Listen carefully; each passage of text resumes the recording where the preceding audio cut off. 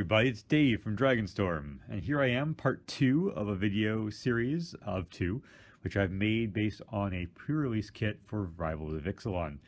I found in recent experience that sealed is actually more difficult than I gave it credit for, largely because I'd done more sealed up until recently.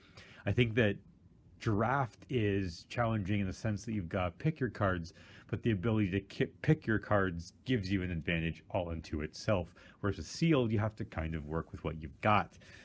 What I've done here is I've taken the cards that I pulled. I went through them all. I separated them as you saw in the last video, perhaps. And it turns out that I'm going to go black-red. The reason for this largely is the fact that some of the good pulls we got were black and red, but also because most of the good removal that I got was black and red, and removal I think is quite the king when it comes to any limited environment. So I'll kind of set up the cards that I've picked into their converted mana cost, one section for creatures and one for non-creature spells. So for 1-drops, I have a Blight Keeper and a Fire Shrine Keeper. For 2-drops, I've got the Tillinolly's Knight, Sun-Collared Raptor, Queen's Bay Soldier, Dusk Legion Zealot, and Kitesail Freebooter.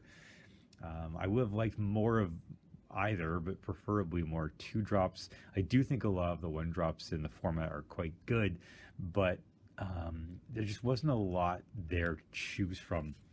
For 3-drops, I only have 2. They're Fathom Fleet Borders, and I don't have a whole lot of pirates, so I suspect that in some cases that might come to bite me in the butt a little bit. What really got me into black was, in one case here, the Ravenous Chupacabra. One of my 4-drops. I also have a Dusk Charger.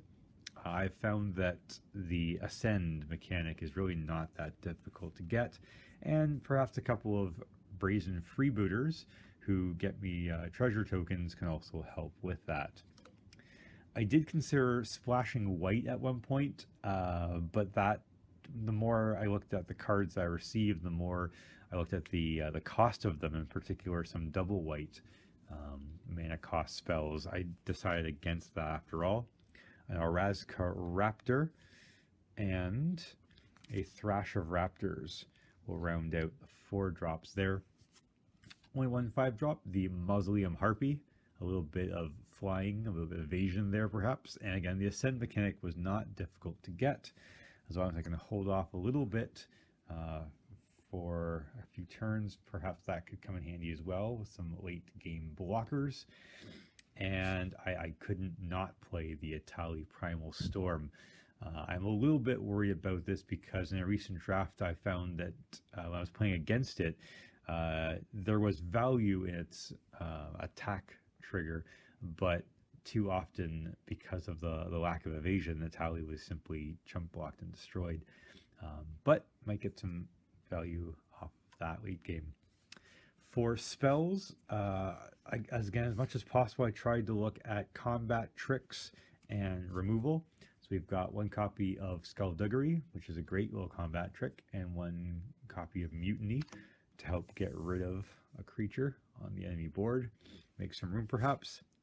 I really like Buccaneer's Bravado. I don't have a whole lot of pirates to use it on, however, so too often it will be the first choice there, and also a Moment of Craving for early game to help get me to the late game. 3-drop Bombard, great little removal spell there. I have to play Impale, 4-cost destroy target creature, unconditional and hard removal.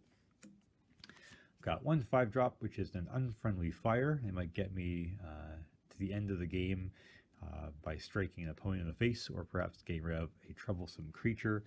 And again, I kind of had to play this, the second mythic that I got, which was the Angrath the Flame Chained. He will have to end up in a sideboard in some cases, I suspect, because that +1 ability,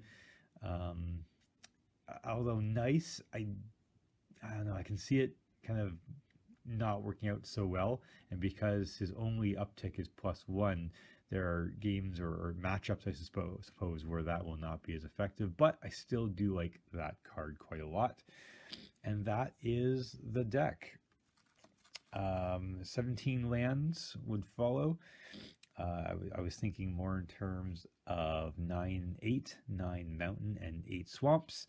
And I have myself there a deck. I'd love to hear your thoughts as to how it turned out. If there's any cards you think I should have played instead, or certain colors I should have played instead. I did get some very good white cards, quite a few white cards in the pool, including that mythic, the Trapjaw Raptor, I believe it was called. So yeah, I'd love to hear your thoughts in the comments. And if you think I merit a like, share, or subscribe, please do so. I hope you have a fantastic evening. Bye-bye.